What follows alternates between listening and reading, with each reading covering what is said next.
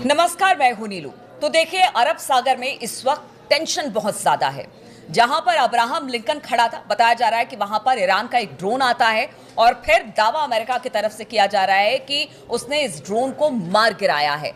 लेकिन देखिए, कहा यह जा रहा था कि स्थिति अब बेहतर है, लेकिन जिस तरह से ईरान लगातार आगे बढ़ रहा है, उसका हमने सैन्य प्रशिक्षण भी देखा वहां पर किस तरह से हो रहा था। अब इस बीच जो खबर आई है उसमें अमेरिका का कहना है कि जानबूझकर ईरान प्रोवोक कर रहा है, ईरान सामने से उसके ड्रोन आए जिसको मार गिराया गया। अब इसको लेकर किस तरह की हलचल है, किस तरह की बातें अब सामने आ रही, क्योंकि एक तरफ तो आप बैठकर बातचीत करने की बात कह रहे हैं और दूसरी तरफ इस तरह की टेंशन। मयंक मेरे साथ इस पर और अधिक बातचीत के लिए जुड़ गए हैं। मयंक, ये बड़ी खबर आ रही है कि ईरान का एक ड्रोन अब्राहम लिंकन की तरफ आगे बढ़ता है और अमेरिका का दावा है कि उसे मार गिराया गया। क्या खबर इसे लेकर? देखिए, ये पहला मौका है। इस बार जो टेंशन बढ़ा है ईरान और अमेरिका के बीच, और जिस तरह से अमेरिका ने अपने वॉरशिप्स भेज दिए ईरान के आसपास, इस बार की अगर बात करें तो ये पहला मौका है जब अमेरिका और ईरान के बीच सीधा आमना सामना हुआ।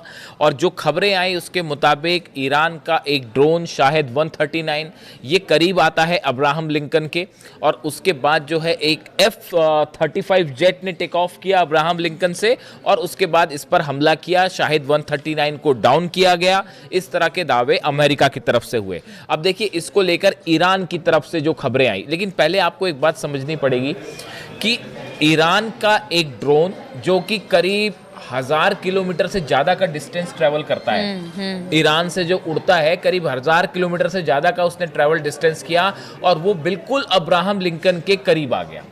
ये अपने आप में अमेरिका के लिए एक बेहद चिंताजनक खबर है। देखिए, भले ये खबर हो और आप ये सोच सकते हैं, आपके मन में विचार आ सकता है कि भाई अमेरिका के F-35 ने जो है मार गिराया ड्रोन को, ये खबर है। लेकिन इसमें बड़ी दिक्कत की बात अमेरिका के लिए है, ईरान के लिए नहीं। ये ड्रोन कोई अब्राहम लिंकन पर हमला करने नहीं जा रहा था, और वो भी ड्रोन, मिसाइलों की बात ही नहीं कर हो रही है। अब देखिए, ये ड्रोन अब्राहम लिंकन पर हमला करने नहीं जा रहा था। ये तो उसको सिर्फ टीज कर रहा था, परेशान करने वाली जो बात होती है, ये वो सिचुएशन थी। अब देखिए, वो ड्रोन कितने अरब सागर में एकदम एग्जैक्ट पोजीशन पर ट्रैक करते हुए उसको अब्राहम लिंकन के पास पहुंच गया। इससे एक्सपर्ट्स ये बताते हैं कि इसमें बड़ी जीत ईरान की इसलिए है क्योंकि उसने समंदर में ना सिर्फ उसकी लोकेशन ट्रैक करी, जीपीएस से क्या चाइना ने उसको मदद की, जो बार बार कहा जा रहा है कि चीन एक एक लोकेशन बता रहा है। चीन के सैटेलाइट्स की मदद से ईरान का ड्रोन फ्लाई करता है और अब्राहम लिंकन के बिल्कुल करीब पहुंच जाता है। इतने करीब पहुंच जाता है कि जो अधिकारी हैं अब्राहम लिंकन के, वो चिंतित हो जाते हैं, परेशान हो जाते हैं, और उनको F-35 भेजना पड़ा उसको गिराने। सटीक लोकेशन, जिस तरह की खबरें मीडिया में आ रही, एकदम सटीक लोकेशन, उसी दिशा में आगे बढ़ा है जहां पर वो बहुत कम दूरी रह गई थी। अब ये एक शाहिद ड्रोन की बात है। अगर सोचिए कि एक साथ 100 शाहिद ड्रोन चल पड़े अब्राहम लिंकन की तरफ, तब क्या होगा? ईरान को हमला करना होगा तो वो 1 या 2 या 5 या 10 या 20 ड्रोन से हमले नहीं होंगे। बिल्कुल, अगर हमला ही करना होगा। इसमें बड़ी चीज ये थी, क्या ये जांचने की कोशिश की ईरान ने कि हम क्या सटीकता के साथ अब्राहम लिंकन तक अपना ड्रोन पहुंचा सकते हैं? जवाब मिल गया, जी हाँ, पहुंचा सकते हैं। देखिए, ये बड़ी गौर करने वाली बात है। आप देखिए, जितने फाइटर जेट्स पिछले 8 से 10 दिन के अंदर कम से कम 3 मौके ऐसे आए जब अमेरिका के फाइटर जेट ईरान में घुसने की कोशिश किए, लेकिन ईरान ने S-400 फायर नहीं किया उनके ऊपर, कहीं ईरान के S-400 की लोकेशन रिवील ना हो।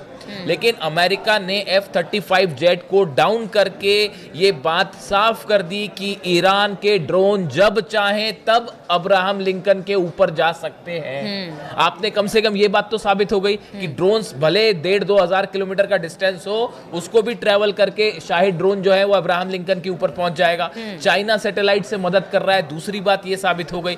तीसरी बात, जो सबसे अहम बात कही जा रही है, जो ईरान की तरफ से बयान आया है, ईरान का कहना ऐसा है कि ये सर्विलांस ड्रोन था, इसको हमला करने नहीं भेजा था हमने। ये एक ड्रोन था जिसने जो रियल टाइम डेटा भेज रहा था कि अमेरिका का कौन सा वारशिप कहां पे है, अब्राहम लिंकन कितनी दूरी पर है, साथ में कौन से शिप्स चल रहे हैं। उसने लगातार जो है 48 घंटे तक रियल टाइम पूरी इंफॉर्मेशन ईरान को भेज दी।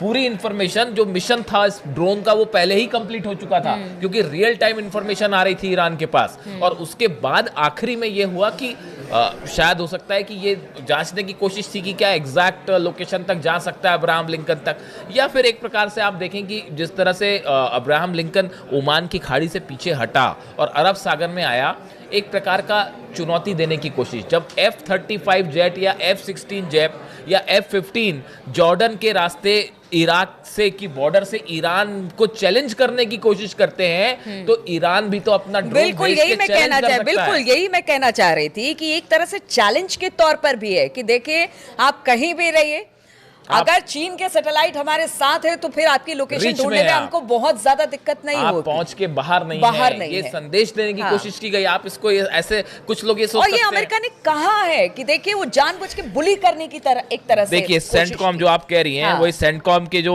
स्पोक्स पर्सन है, स्पोक्समैन कैप्टन टिम हॉकिंस, उनके तरफ से जो बयान आया है, Tim Hawkins said the guided missile destroyer USS McFaul immediately responded to the scene and escorted. ये इन्होंने बताया कि किस तरह से हमने जो है इसको प्लेन को इंगेज किया शाहिद ड्रोन को। अब देखिए कुल मिला के कहानी ये है कि अगले 2 दिनों के अंदर जैसा बताया जा रहा है कि फ्राइडे को टॉक शुरू हो सकती है ईरान और अमेरिका की। ईरान ने अपने प्रतिनिधि भी तय कर लिए हैं कि कौन इन पर बातचीत करेगा, लेकिन इसके बीच दोनों देशों के बीच एक बड़ा साइकोलॉजिकल जो है वो गेम देखा जा रहा है, और उसमें अब नेतन्याहू की भी एंट्री है। नेतन्याहू इस बात से परेशान है कि अगर कहीं बातचीत शुरू हो गई तो साहब वॉर खत्म। अब नेतन्याहू चाहते हैं कि खुद हमला करना नहीं चाहते, इजराइल खुद हमला नहीं करना चाहता ईरान पे, वो ये चाहता है कि हमला अमेरिका करे। अब ट्रंप इस बात को रेडी नहीं है। जो व्हाइट हाउस से सोर्सेस से खबरें हैं, जो अमेरिकन मीडिया से खबरें हैं कि ट्रंप अभी हमले को तैयार नहीं है, क्योंकि ट्रंप को ये लगता है कि अगर हमला होगा तो उसमें बड़ा प्लान गड़बड़ा जाएगा मिडिल ईस्ट का, और ईरान जो है नुकसान पहुंचाएगा वो अलग। तो ट्रंप हमले को तैयार नहीं है। नेतन्याहू दबाव डाल रहे हैं कि हमला करिए, हमला करिए, खुद हमला कर नहीं सकते।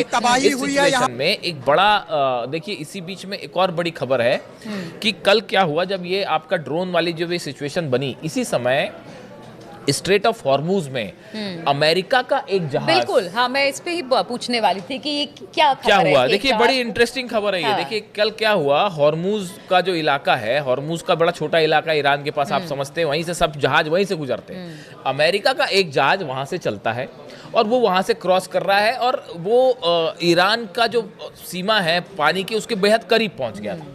अचानक ईरान की 6 छोटी जो बोट्स होती हैं, जो IRGC की जो बोट्स होती है नेवी की, इसने इस जहाज को घेर लिया और इसके कैप्टन को संदेश दिया कि भैया हम इसको अब आप हमारे पीछे चलिए, और उस पर जबरदस्त दबाव बनाया। हालात ये हुए कि वो जो कैप्टन था शिप का, अमेरिकन शिप का, उसने पूरी रफ्तार से अपना जो है जहाज हटाया वहां से, और अमेरिका ने एक जो है अपना जंगी बेड़ा जहाज भेजा उसके करीब, उसको आगे उसको एस्कॉर्ट करके वापस लेके वो बहरीन जा रहा था जहाज, तो बड़ी मुश्किल से उसको वो ईरान के चंगुल से हटाया। अच्छा मयंक, यहाँ पे ठीक है जिस तरह से बड़ी मुश्किल से वहां से जहाज, लेकिन मुझे इन सब खबरों से जिस तरह से बातें सामने आ रही है, देखिए आप बातचीत के मंच पे तो जा रहे हैं, लेकिन ईरान को भरोसा अब भी अमेरिका पर नहीं है।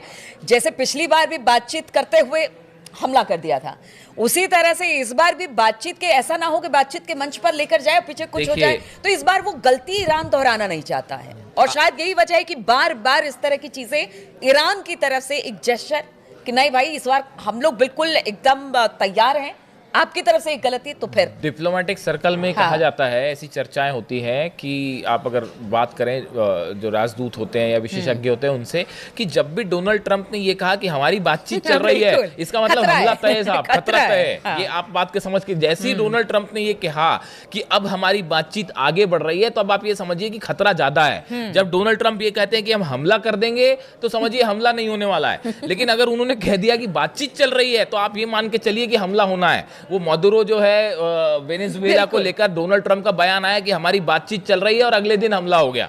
तो डोनाल्ड ट्रंप जब ये कह रहे हैं कि बातचीत आगे बढ़ रही है, तो ये ज्यादा सावधान रहने की जरूरत है। हाँ। और जब ये कहें कि हमला करेंगे तो समझिए सब शांति है, तो ऐसा मान के चला जाता है डोनाल्ड ट्रंप के बयानों को लेकर। तो अब देखिए ये बातचीत होने वाली जो सिचुएशन है, लेकिन इसके पीछे की हकीकत ये भी है कि ईरान ने जो बड़ी वॉर तैयारी करी, वॉर ड्रिल करी, उसकी वजह से फिलहाल अमेरिका और इजराइल दोनों एक स्टेप पीछे रह गए अमेरिका से, जहां तक जंगी तैयारियों का सवाल था। और उसके बाद जो मंशा थी शायद अमेरिका की ईरान को दबाते हुए किसी डील को करवाने की, वो तो साफ फेल हो चुकी है। जो सत्ता परिवर्तन का उद्देश्य था वो भी फेल हो गया है।